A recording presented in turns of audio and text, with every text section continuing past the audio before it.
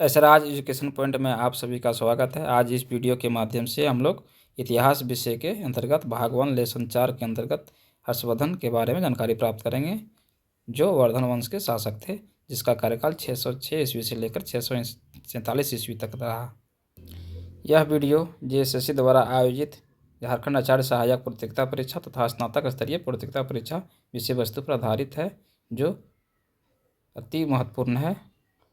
तो वीडियो को देखने से पहले लाइक एवं शेयर जरूर करें। अगर आप अभी भी चैनल में नए हैं तो चैनल को सब्सक्राइब करें, ताकि हमारी सारी वीडियो आप तक सबसे पहले पहुंचे।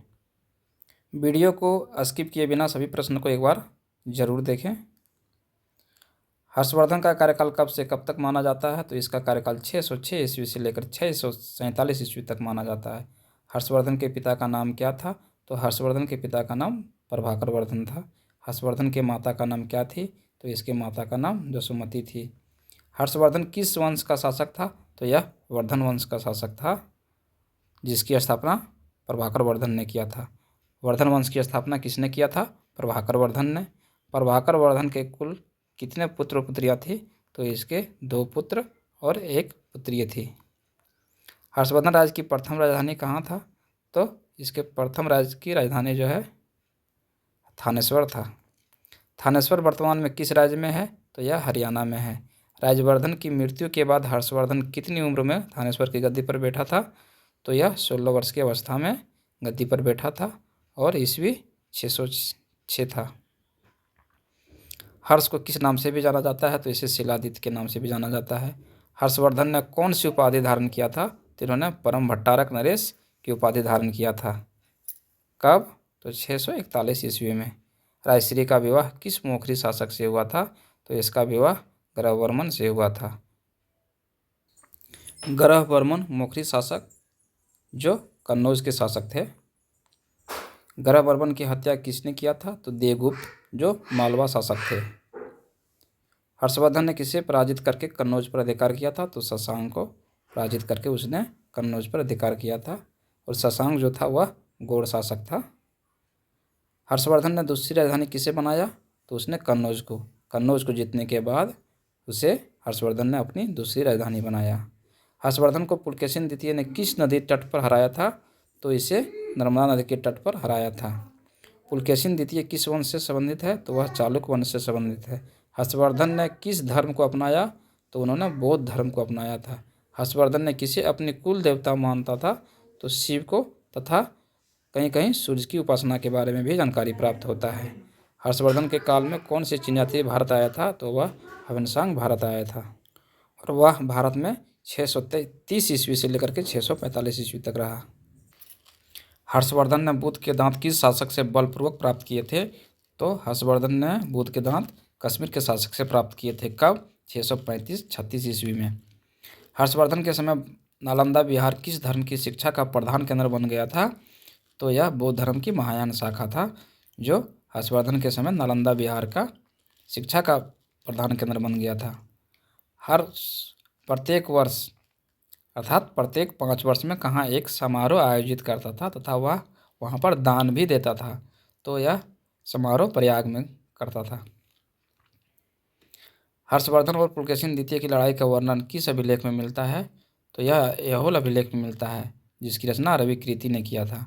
हर्ष का दरबारी कवि कौन था जिसने हर्षचरित्र एवं कादम्बरी की रचना किया था? तो वह बाणभट्ट था, अर्थात हर्ष का दरबारी कवि बाणभट्ट था। हर्षवर्धन ने उस समय कौन से नाटक की रचना किया था? तो इन्होंने कुल 3 नाटक का रचना किया था: प्रियदर्शिका, रत्नावली तथा नागानंद। हर्षवर्धन के शासनकाल की जानकारी का मुख्य स्रोत क्या है? तो इनके शासनकाल की जानकारी का मुख्य स्रोत जो है बाणभट्ट की पुस्तक हर्षचरित और चीनी जाति ह्वेनसांग का विवरण। हर्ष के अधीनस्थ शासक क्या कहलाता था? तो इसके अधीनस्थ शासक जो है महाराज अथवा महासामंत कहलाता था। मंत्री परिषद के मंत्री को क्या कहा जाता था? तो मंत्री परिषद के मंत्री को सचिव अथवा अमात्य कहा जाता था। हर्षवर्धन के काल में प्रांत को क्या कहा जाता था? तो इसके समय में प्रांत को भुक्ति कहा जाता था, तथा प्रांत के जो प्रधान होते थे उसको उपरिक कहा जाता था। इन्होंने गुप्त काल की भांति जो है सामाजिक व्यवस्था को अनुसरण किया है। हर्षचरित में प्रांतीय शासन के लिए किस शब्द का प्रयोग हुआ है?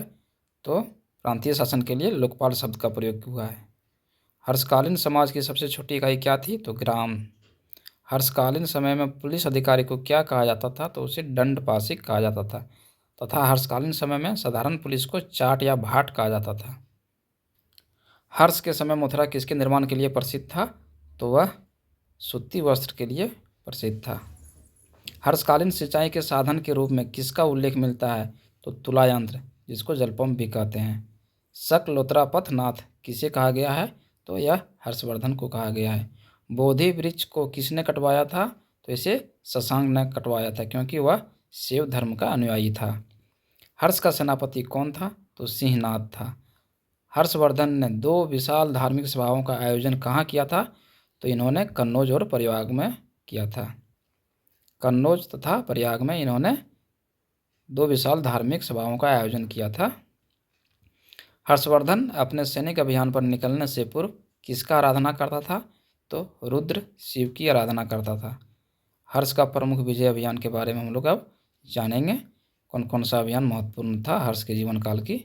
तो पहला उड़ीसा अभियान 640 ईस्वी में हुआ था। दूसरा मगध अभियान 641 ईस्वी में, और तीसरा प्रयाग एवं कन्नौज का अभियान। हर्ष के प्रशासन की कुछ प्रमुख अधिकारी के बारे में भी हम लोग जानेंगे। कौन कौन सा अधिकारी किस क्षेत्र से संबंधित था? अवंती, यह युद्ध और शांति का अधिकारी होता था। सिंहनाद, जो सेनापति होता था। कुंतल, अश्व सेना का प्रधान होता था। स्कंदगुप्त, जो हाथी सेना का प्रधान होता था। और सामंत, जो नागरिक प्रशासन का प्रमुख होता था। ये प्रमुख अधिकारी हर्षकालीन प्रशासन के अधिकारी थे। तो हमारी वीडियो आपको कैसी लगी, आप हमें कमेंट के जरिए बताइए। और हमारे वीडियो अगर आपको अच्छी लगे तो इसे लाइक एवं शेयर ज़रूर करें। और अगर आप अभी भी चैनल में नए हैं तो वीडियो को नीचे दिए गए सब्सक्राइब ऑप्शन को क्लिक करें, ताकि हमारे जितने भी वीडियो बने आप तक सबसे पहले पहुँचे। फिर मिलते हैं अगले वीडियो में, तब तक के लिए जय हिंद।